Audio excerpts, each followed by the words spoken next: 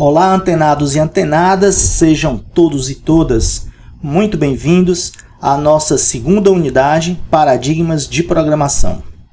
Na aula de hoje, nós vamos dar uma ideia geral do que é um paradigma de programação e quais os principais paradigmas de programação que existem. E o que é um paradigma? Bom, paradigma é um modelo ou um padrão, ou seja, é um modelo de uma realidade, é uma representação de uma realidade. Para que serve um paradigma? Um paradigma ele permite organizar as nossas ideias com vistas a, primeiro, ao entendimento dessa realidade. Então, ele facilita que a gente entenda uma determinada realidade. Depois, ele ajuda a determinar qual a melhor forma de atuar sobre essa realidade, de agir sobre essa realidade. Então, isso é um paradigma. E paradigma de programação, professor? O que é um paradigma de programação? Um paradigma de programação fornece e determina a visão que um programador vai ter sobre a estruturação e a execução do seu programa. Então, é a forma com que esse programador vai entender a estruturação e a execução do seu programa. Quais as características de um paradigma de programação?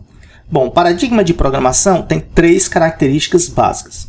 Primeiro, todo paradigma de programação tem uma gramática e um significado bem definidos. O que significa ter uma gramática? Ele tem uma sintaxe, uma forma de você escrever os programas. Então, todo paradigma de programação tem uma maneira, uma sintaxe, uma gramática, com a qual o desenvolvedor, o programador, vai escrever o seu programa. E também, todo paradigma tem uma semântica, ou seja, ele tem um conjunto de conceitos para representar o mundo real, para representar o problema que ele está querendo solucionar, e esses conceitos têm significado, têm semântica. Além disso, um paradigma de programação ele precisa ser implementável com eficiência aceitável, ou seja, deve ser possível implementar um paradigma de programação. Então, se você inventar um novo paradigma de programação, esse seu paradigma tem que ser implementável, ou seja, deve ser possível implementar esse paradigma. E a terceira e última característica de um paradigma de programação é que ele tem que ser universal. O que significa isso? Significa que deve ser possível expressar nesse paradigma todo problema computável. Então, todo e qualquer problema computável tem que ser possível de ser solucionado nesse paradigma. Bom, vamos ver agora alguns paradigmas de programação. O primeiro paradigma de programação que nós vamos ver é o paradigma imperativo. Qual é a ideia geral do paradigma imperativo? Ele funciona da seguinte forma. Primeiro você vai fazer isso, depois você vai fazer aquilo. Ou seja, um programa no paradigma imperativo, ele é uma sequência de comandos, passo a passo, onde você vai executar primeiro o comando 1, depois o comando 2, depois o 3 e assim sucessivamente. Então essa é a característica principal do paradigma imperativo. Além disso, os programas são centrados no conceito de estado e ações. Estado, ele representa um snapshot, uma fotografia de um determinado momento da execução de um programa. No paradigma imperativo, o estado é representado pelas variáveis, ou seja, os valores que são armazenados nas variáveis num determinado instante de tempo é que representam a fotografia desse programa, da execução desse programa, nesse determinado instante de tempo. Além do conceito de estado, o paradigma imperativo tem o conceito de ações. O que são ações? São os comandos que manipulam o estado, ou seja, são os comandos que alteram os valores armazenados pelas variáveis. O paradigma imperativo também é conhecido como paradigma procedural. Por que isso? Porque, em geral, ele inclui subrrotinas e procedimentos, como mecanismos para a estruturação dos programas. Então, o modelo computacional do paradigma imperativo pode ser representado por essa figura, onde no centro nós temos o programa, à esquerda nós temos a entrada de dados, ou seja, a entrada dos dados para o programa. O programa em execução, ele vai alterar o estado, ou seja, os valores armazenados nas variáveis. Então, ao longo da execução do programa, o estado vai sendo alterado, os valores das variáveis vão sendo alterados. E no final, esse programa gera uma saída. Então, esse é o modelo computacional do paradigma imperativo. Bom, o paradigma imperativo ele foi o primeiro paradigma a surgir, a ser proposto. Ele ainda é muito utilizado. E nessa disciplina nós estamos utilizando porque nós estamos programando em linguagem C. E a linguagem C ela segue o paradigma imperativo. Bom, aqui nós temos uma timeline da evolução das linguagens no paradigma imperativo. Então, dá para observar aqui que Fortran surgiu um pouquinho antes da década de 60. Do Fortran, ele evoluiu para o Fortran 66, Fortran 77, Fortran 90, Fortran 97. COBOL também é uma linguagem imperativa, também surgiu aqui na década de 60. Do IAL foi derivado o ALGOL, né, o ALGOL 60. E do ALGOL 60, o PLI. E veja que uma mistura do PLI com o BCPL, que também surgiu aqui na década, né, de 60, entre 60 e 70, surgiu a linguagem C. Beleza? Então a linguagem C surge aqui na década de 70, com influências do PLI e do BCPL. O segundo paradigma que nós vamos estudar é o paradigma declarativo ou lógico. Qual a ideia principal desse paradigma? Como é que eu desenvolvo um programa ou soluciono um problema nesse paradigma? Ele é um pouco diferente do paradigma imperativo. Primeiro, a gente identifica o problema. Entende o problema, identifica o problema. Depois, nós vamos descrever esse problema. Nesse momento, a gente não vai se preocupar com qual algoritmo será utilizado para solucionar o problema. Nós não vamos elaborar algoritmos, diferente do paradigma imperativo. Nós vamos descrever o problema somente. Bom, esse paradigma parte do princípio que existe um algoritmo universal que é capaz de solucionar todo e qualquer problema. Então, se existe esse algoritmo universal capaz de solucionar todo e qualquer problema, o que nós precisamos é representar o nosso problema a partir deste algoritmo. Então, é adaptar o problema a esse algoritmo, que é o contrário do que a gente faz no paradigma imperativo. Bom, o paradigma declarativo ele se baseia na lógica, né? Então, logicamente, em verdades universais e regras de inferência. Um exemplo de uma linguagem que segue o paradigma declarativo ou lógico é a linguagem Prolog.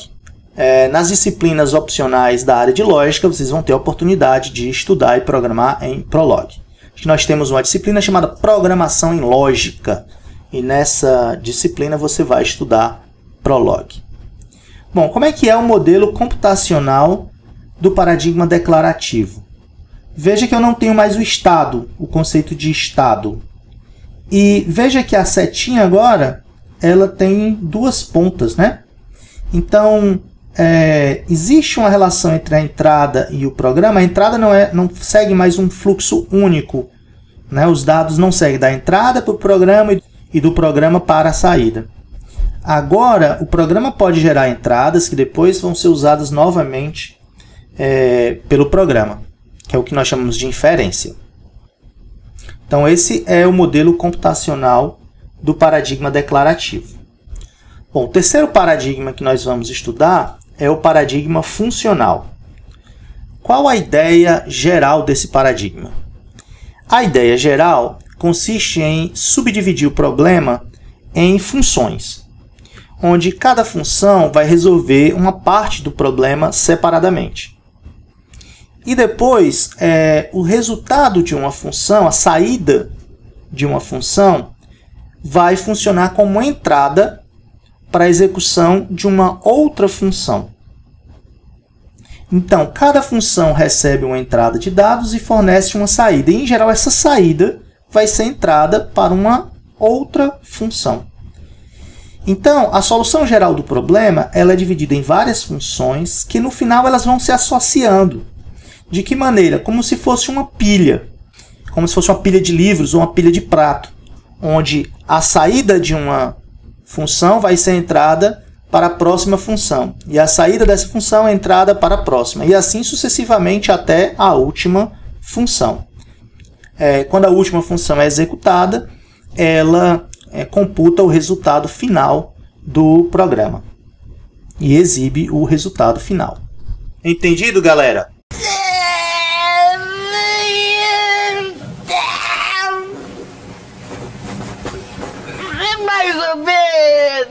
Mais ou menos. No paradigma funcional, o modelo computacional, então ele tem entrada, né, com um fluxo único para o programa executa a partir das entradas e gera uma saída.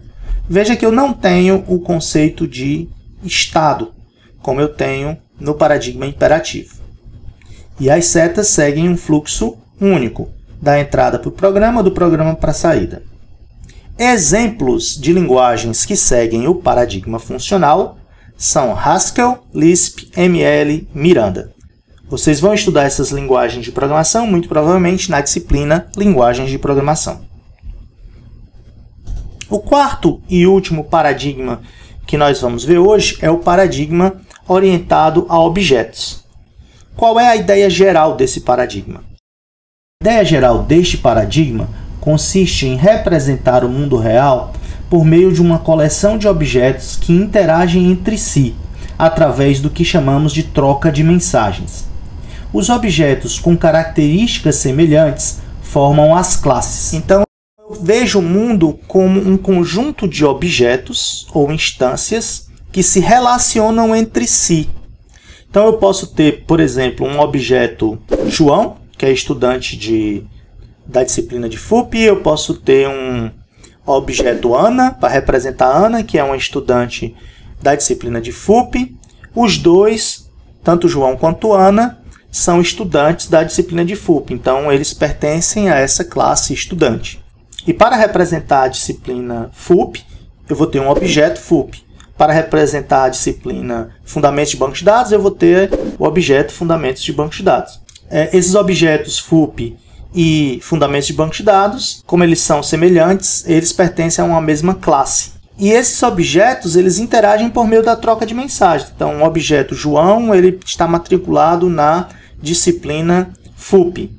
O objeto que representa a Ana está matriculado na disciplina FBD. Então, existe uma relação, né, entre esses objetos. E eles podem se relacionar por meio da troca de mensagens. Uma característica importante do modelo orientado a objeto é que o estado, né, que eram as variáveis, os valores das variáveis, ele está presente nesse conceito de classe. Então, o conceito de classe, ele agrupa o estado da execução do programa por meio de variáveis, que nós vamos chamar de atributos. Então, o estado, que era um conjunto de variáveis, que agora, na programação orientada a objeto, nós chamamos de atributos, eles estão dentro do conceito de classe. Então, o conceito de estado continua existindo, mas ele está dentro do conceito de classe. E o conceito de ação e operação, que a gente tinha lá no paradigma imperativo, né, ele também existe aqui, nós chamamos de operações e métodos, e eles também estão dentro do conceito de classe.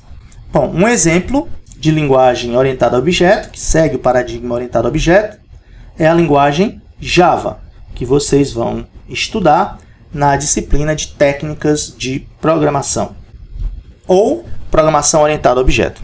Então, o modelo computacional do paradigma interativo, ele tem uma certa relação com o modelo computacional do paradigma orientado a objeto. Veja que dentro de cada classe, né, eu vou ter o estado e as ações, as operações, os métodos que vão alterar esse estado, que vão manipular esse estado. Beleza? Que vão alterar os valores dos atributos, que é o que compõe o estado. E aí objetos de classe diferente vão se comunicar por meio de trocas de mensagem. Essa é a ideia do paradigma orientado a objetos. Não se preocupem com isso agora, porque vocês vão estudar isso aqui direitinho na disciplina de Programação Orientada a Objeto ou Técnicas de Programação. Beleza? Entendido o conceito de paradigma orientado a objetos? Mais ou menos. Bom, considerações finais sobre esta aula de hoje. Primeira observação importante é que uma linguagem de programação ela pode suportar um ou mais paradigmas, tá? Então, por exemplo, eu posso ter uma linguagem como Java, que ela é orientada a objetos e orientada a eventos, tá? Simultaneamente. Então, isso é possível. Outra observação é que existem diversos outros paradigmas, como o paradigma orientado a eventos, por exemplo, a programação baseada em eventos, e não existe uma taxonomia bem definida para esses paradigmas. Então, diversos autores vão apresentar taxonomias diferentes, organizações diferentes para esses paradigmas. Uma discussão aprofundada sobre esse tema será realizada na disciplina Linguagens de Programação. Então, não se afobem, contenham a ansiedade. Nessa disciplina, vocês vão estudar esse livro, Conceitos de Linguagem de Programação, que é conhecido como livro do Sebesta. Esse é um livro muito bom e muito conhecido na área de computação, muito usado nas disciplinas de linguagens de programação. Ok, se você gostou da aula de hoje, então deixe o seu joinha, curte, compartilhe o vídeo, chame os amigos da turma para assistir esse vídeo. E se tem dúvidas, deixe a sua dúvida aqui nos comentários, faça a sua pergunta que a gente responde em seguida. Beleza? Até a próxima aula.